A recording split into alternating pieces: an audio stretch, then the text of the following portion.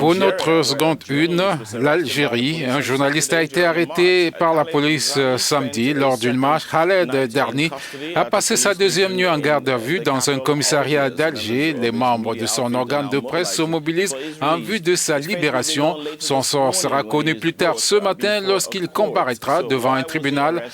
Alors, pourquoi a-t-il été arrêté? Qu'est-ce qui informe actuellement les arrestations de manifestants?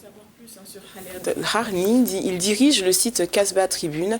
Il est également correspondant de Reporters sans frontières en Algérie et porte-parole du collectif des journalistes algériens unis. Il avait déjà été interpellé à plusieurs reprises depuis le début du Irak et maintenu en détention provisoire avant d'être relâché. Mais c'est la première fois qu'il sera présenté devant un tribunal. En plus de Khaled Harni, plusieurs autres manifestants ont été arrêtés. Certains ont été relâchés et comparaîtront en avril pour incitation à attroupement non armé. Le maintien du journaliste en garde à vue n'augure rien de bon, selon certains observateurs. À notre compagnie, notre correspondant Tarif Hafid. Chaleureuse bienvenue. Merci de votre compagnie. Khaled Darni a été arrêté samedi lors d'une marche à Alger.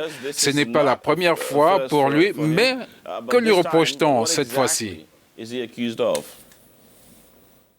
En réalité, nous ne savons toujours pas ce qui est reproché à notre confrère Khaled Darni. Ce que nous savons, c'est qu'il a été interpellé samedi en début d'après-midi alors qu'il couvrait une marche à la place Maurice Audin au centre de la capitale. Cette arrestation a donc eu lieu durant l'exercice de sa profession de journaliste. Dimanche matin, au lendemain d'une première nuit passée au commissariat de police, il a été présenté devant le procureur du tribunal de Sidi Mohamed qui a décidé de prolonger sa garde à vue. Khaled Darni a pour habitude de couvrir les marches pacifiques en diffusant en direct des vidéos sur Casbah Tribune, média électronique qu'il dirige. Il est également le correspondant à Alger de télévision étrangère.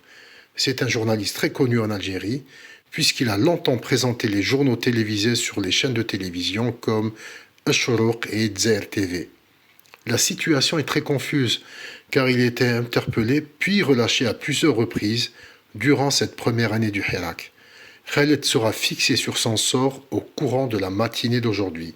Nous saurons donc s'il sera relâché ou placé en détention préventive.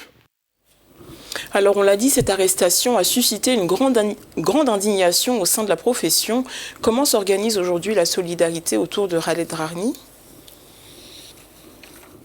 Depuis quelques mois, Khaled Darni coordonne l'action du collectif des journalistes libres, un regroupement de professionnels de la presse de divers horizons qui militent pour plus de liberté. Ce collectif a réagi rapidement en appelant à organiser dimanche matin un sit-in devant le tribunal où il a été présenté. Ce regroupement a attiré de nombreux journalistes, mais dans des situations pareilles, la mobilisation se doit d'être toujours plus importante. En fait, durant des années, le régime de Bouteflika s'est arrangé pour disloquer totalement le secteur de la presse et éviter que les journalistes ne s'organisent. À titre d'exemple, il n'y a pas de véritable syndicat des journalistes en Algérie depuis au moins une quinzaine d'années. Cela suggère que l'exercice du métier de journaliste en Algérie est complexe depuis un certain temps. Comment décrivez-vous l'état actuel de la liberté de presse en Algérie? La situation est très compliquée.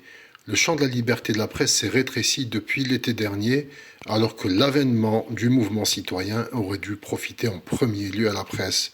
Au lieu de cela, les journalistes sont confrontés à des difficultés pour exercer leur métier. Ils se retrouvent souvent entre deux feux, avec d'un côté les autorités qui tentent de les museler, et de l'autre la colère des citoyens qui considèrent qu'ils ne sont pas à la hauteur des enjeux du moment. D'ailleurs, durant les marches, il n'est pas rare que des journalistes soient pris à partie par les manifestants.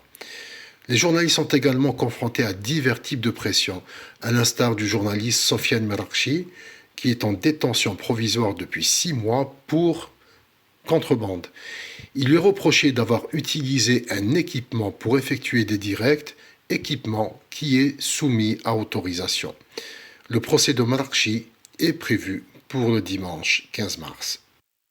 Well, all those trials, including that of today, this morning, that is, we will be paying close attention Voilà, to. c'est ce que nous pouvions dire ce matin relativement à cette problématique. Tariq Hafid, merci pour votre disponibilité. C'est notre correspondant à Alger. Si vous venez de nous rejoindre, vous êtes sur le Morning Call depuis nos studios de Pointe-Noire en français et en anglais. Eh bien, vous pouvez appeler sur le bouton bleu de votre télécommande ou info pour choisir votre langue de dialogue si vous êtes sur CanalSat. Vous pouvez également visiter notre site www.africanews.com. Dans la suite du programme,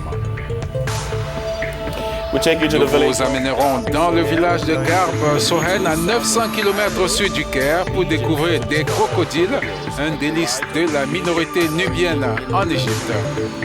De plus, l'ancien footballeur brésilien et barcelonais Ronaldinho détenu dans une prison paraguayenne pour avoir utilisé un passeport falsifié. Nous vous donnerons des détails après une brève pause.